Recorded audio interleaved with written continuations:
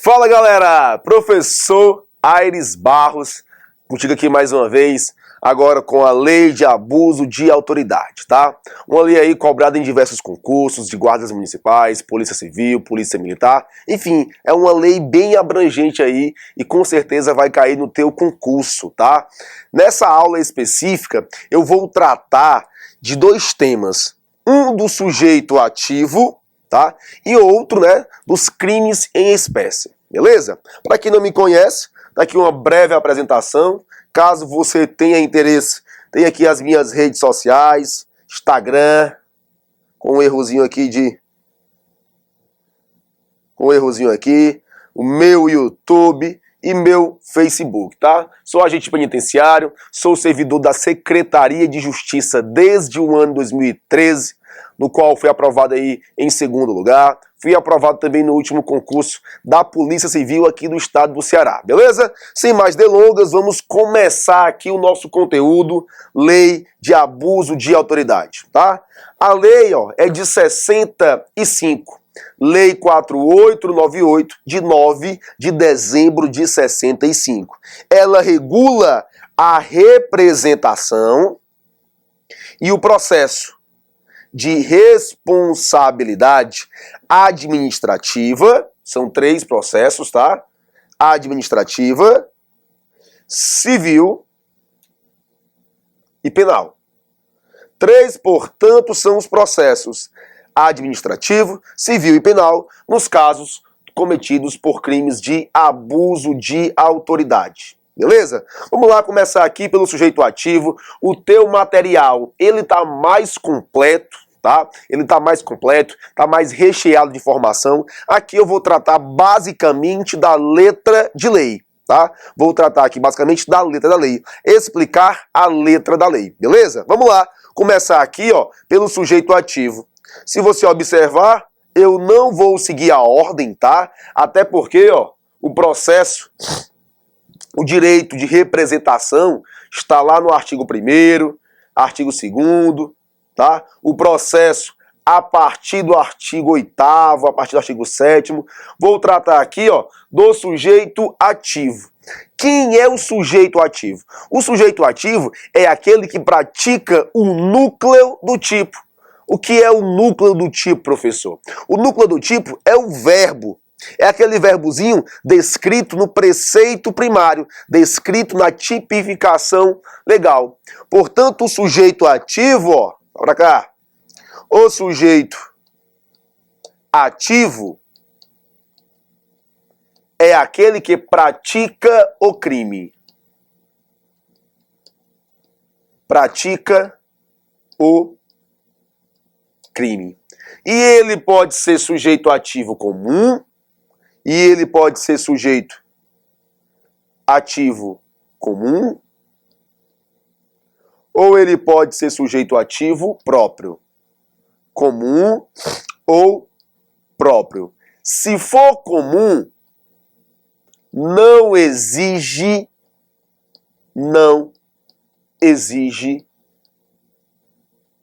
qualidade especial do sujeito ativo.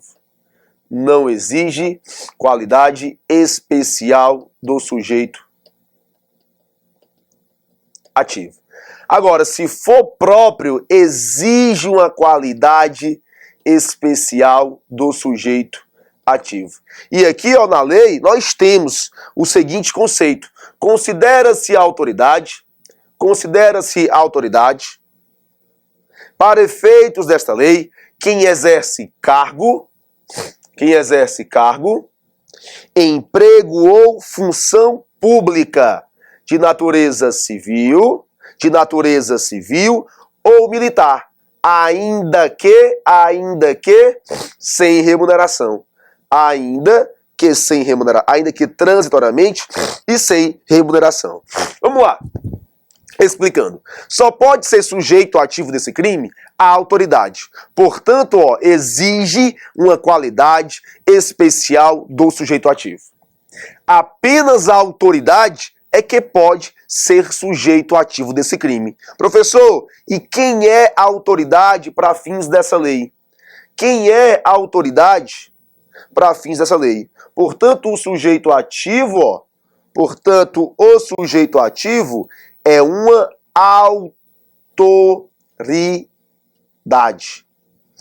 A autoridade é aquele que exerce cargo, emprego ou função.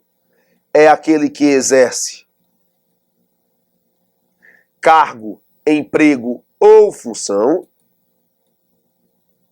Cargo,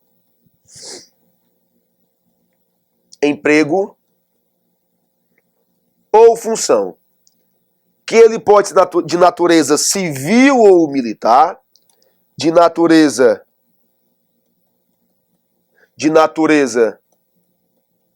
civil ou militar, civil ou militar, ainda que transitoriamente,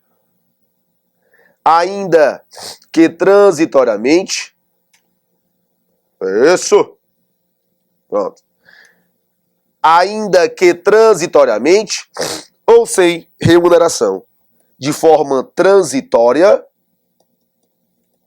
ou sem remuneração.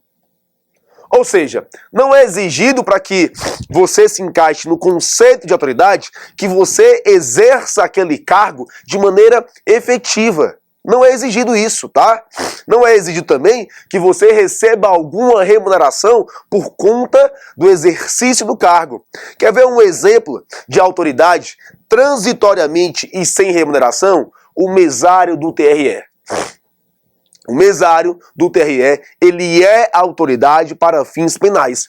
Portanto, você que é guarda municipal, você que é policial militar, você que é policial civil, né? Você aí que exerce cargo de forma transitória, mesmo que sem remuneração, como por exemplo TRE, você sim é considerado autoridade para fins dessa lei e você pode praticar o crime em análise. Portanto, o sujeito ativo é próprio, tá?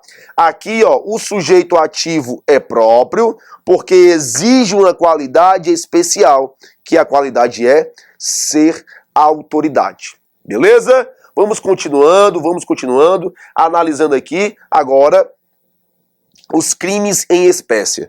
Ó, dos crimes. O artigo 3º diz: constitui abuso de autoridade qualquer atentado. O que temos de importante nesse começo? Aqui, ó, nós temos os chamados crimes de atentado. Ou seja, são aqueles que o legislador vai punir de forma idêntica a tentativa e a consumação. Nesse caso aqui, se ele praticar o crime e esse crime ficar na esfera da tentativa, será punido da mesma forma se consumado fosse. Repetindo. No crime de atentado, o legislador optou por punir de forma idêntica a tentativa e a consumação. O legislador optou por punir de forma idêntica a tentativa e a consumação. Desse modo, nesse caso, se o sujeito ativo praticar o crime e ele ficar na esfera da tentativa, será punido da mesma forma como se consumado fosse. Portanto, aqui, ó, não admite a tentativa.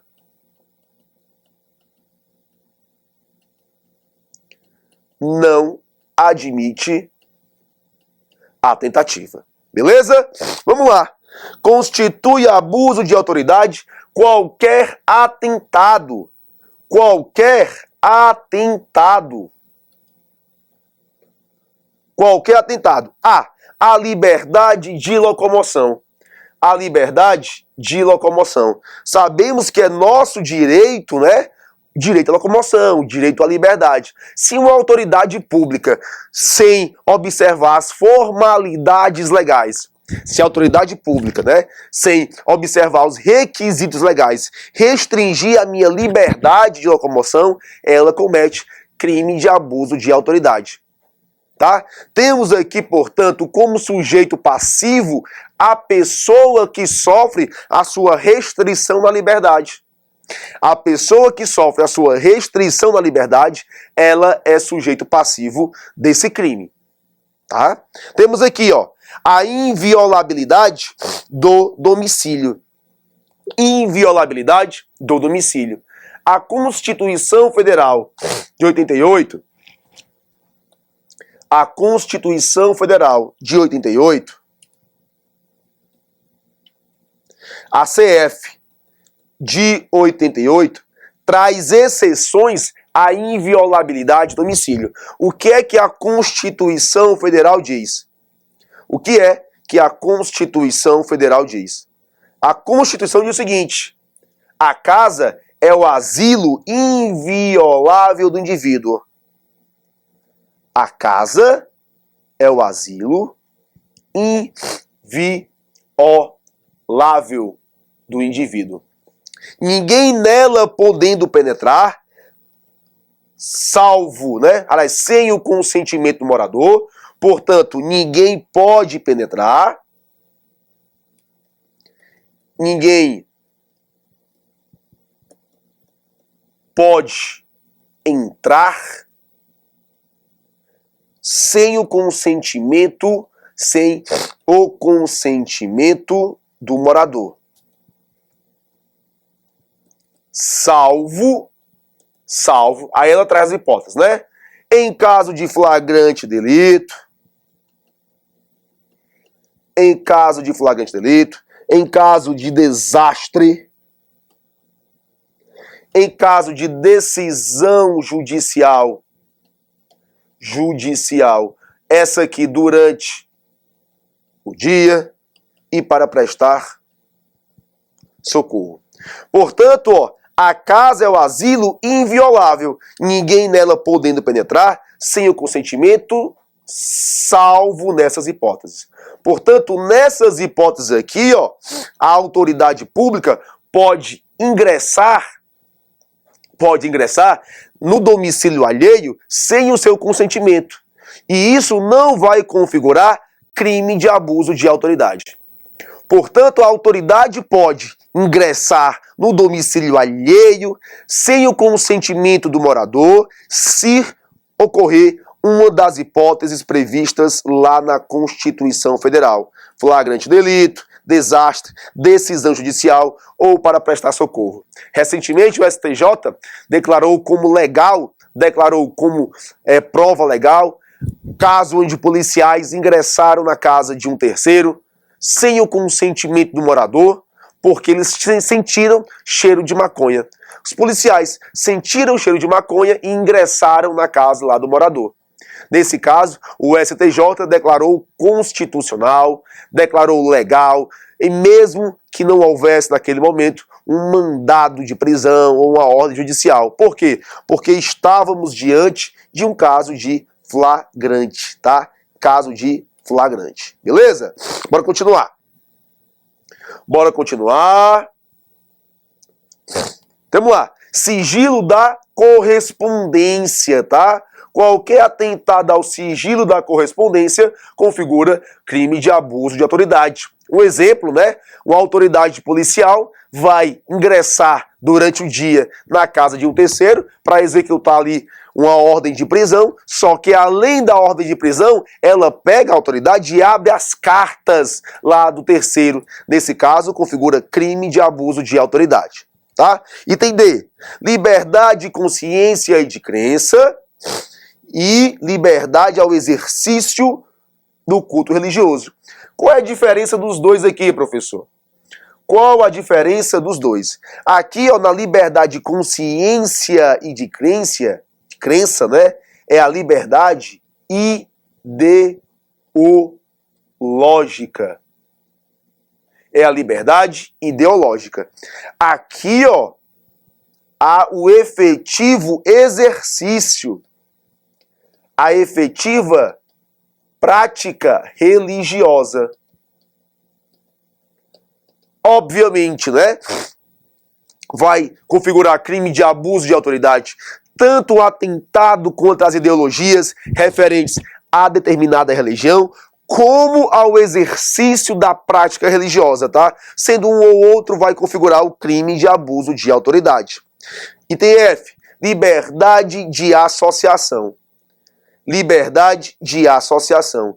A Constituição assegura a liberdade de associações para fins lícitos e vedadas de caráter paramilitar.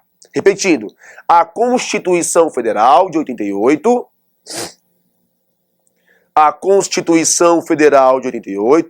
em se tratando da liberdade de associação, ela assegura a liberdade desde que seja para fins lícitos e vedada a de caráter paramilitar. Portanto, se a autoridade, ela suspende, né? Ela como é que eu posso dizer? Ela intervém, melhor dizendo, em uma associação ilícita, como por exemplo, uma associação criminosa,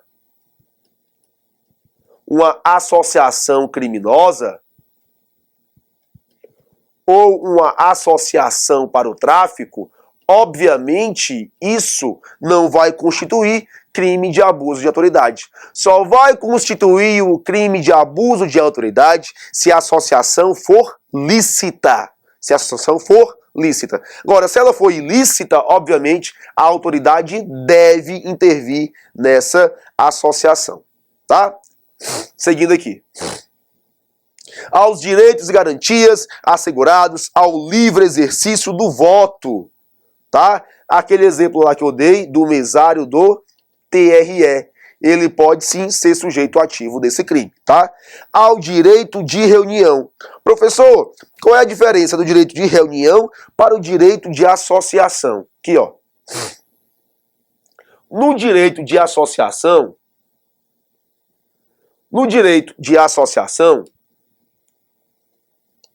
aliás, a associação se caracteriza pela sua estabilidade e permanência. Já a reunião, ela é instável, não estável e eventual.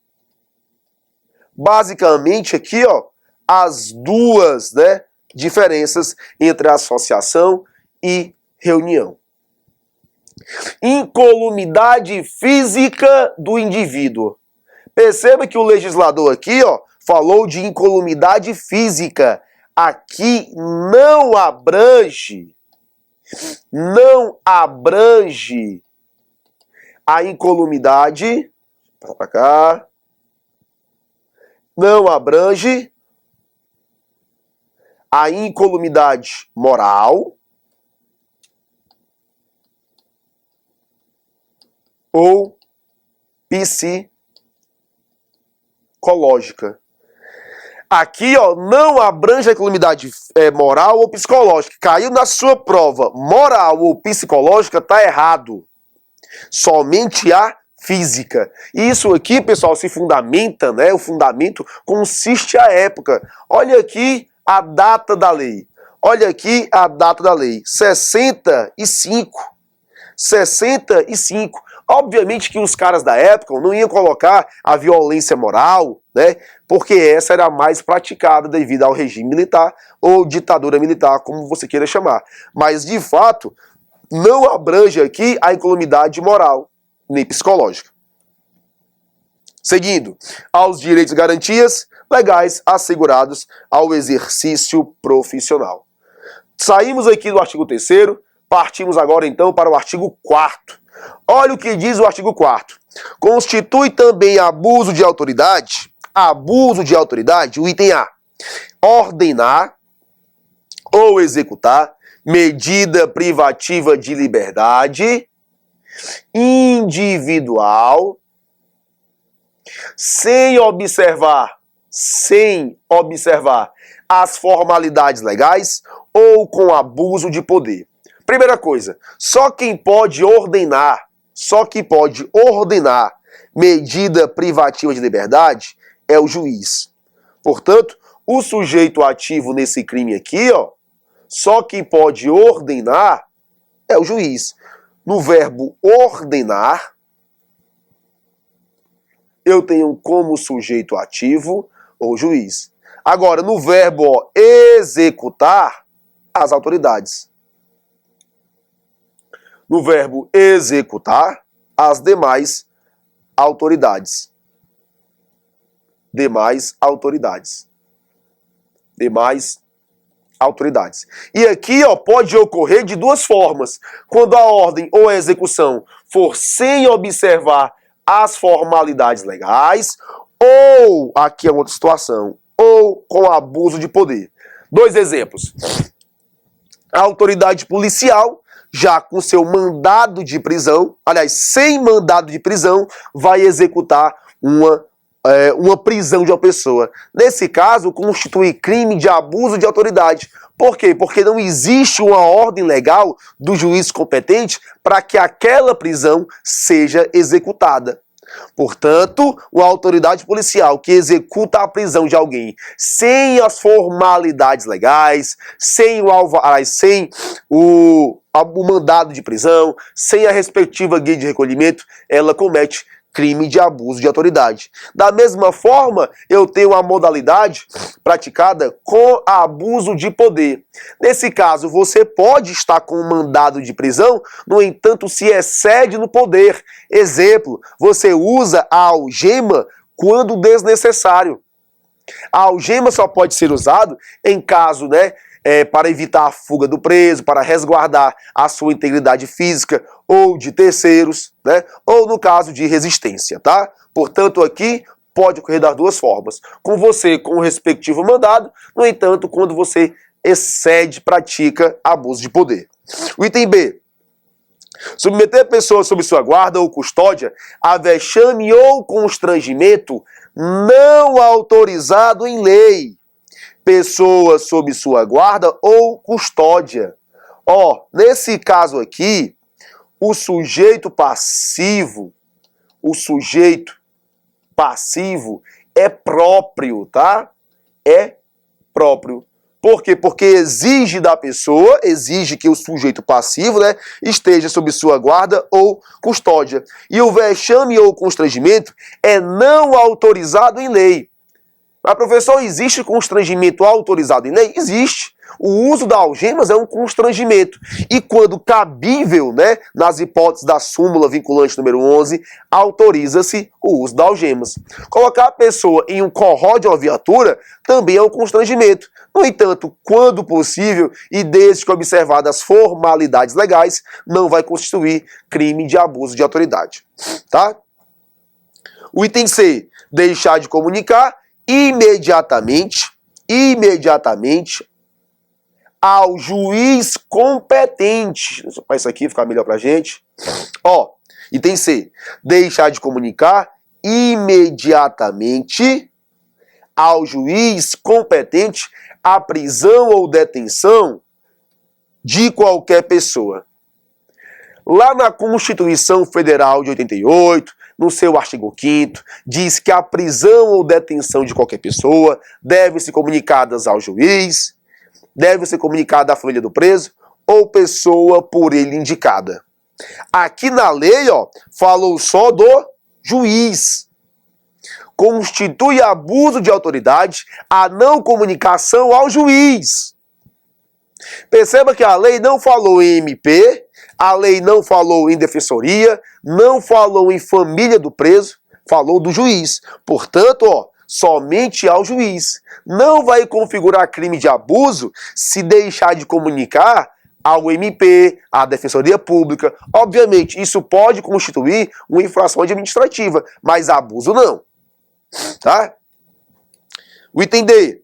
Deixar o juiz de ordenar o relaxamento da prisão ou detenção ilegal que lhe seja comunicada. Ou seja, o juiz recebeu a notificação, recebeu a comunicação que aquela prisão é ilegal e ele não expede o respectivo alvará. Ele pratica o crime de abuso de autoridade. Aqui, pessoal, no item C e D, aqui, ó, nos itens C e no item D, e acrescentando o item I, essas modalidades não admitem a tentativa. Por quê? Porque são crimes omissivos próprios ou puros. Crimes omissivos próprios ou puros. Item E, levar à prisão e nela deter quem quer que se proponha a prestar fiança permitida em lei. Nesse caso aqui, ó, o crime não abrange, o item, né, a linha, não abrange quais crimes? Não abrange o crime de racismo, não abrange a tortura, o tráfico e o terrorismo, e não abrange os crimes hediondos. Por quê? Porque todos eles, ó, são inafiançáveis. Todos eles são inafiançáveis. Desse modo, levar à prisão e nela deter quem quer que se proponha a prestar fiança permitida em lei. Por força constitucional, esses crimes são inafiançáveis. Portanto, imagine o seguinte exemplo. Uma pessoa foi presa por crime de tráfico e ela se presta a pagar a fiança, né? E aí que esse pedido de fiança é negado. Nesse caso, não constitui abuso. Por quê? Porque o crime de tráfico, ele é inafiançável. O item F e o item G, eles estão em desuso, tá? Estão em desuso. O item H, ato lesivo da honra ou patrimônio da pessoa natural,